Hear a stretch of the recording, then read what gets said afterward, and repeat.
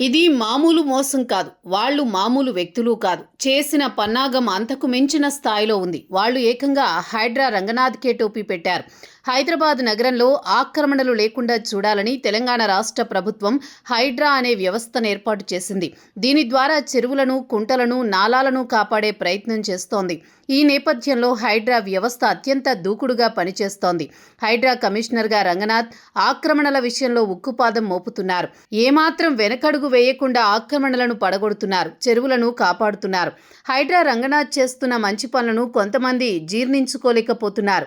అక్రమార్కుల కోర్టులలో పిటిషన్లు దాఖలు చేసి ఆయన కాళ్లలో కట్టెలు పెడుతున్నారు. ప్రభుత్వ లక్ష్యం మీద నిరాధారమైన ఆరోపణలు చేస్తున్నారు. అక్రమార్కుల వ్యవహార శైలి ఇలా ఉంటే కార్పొరేట్ కాలేజీ నిర్వాహకుల తీరు మరో విధంగా ఉంది.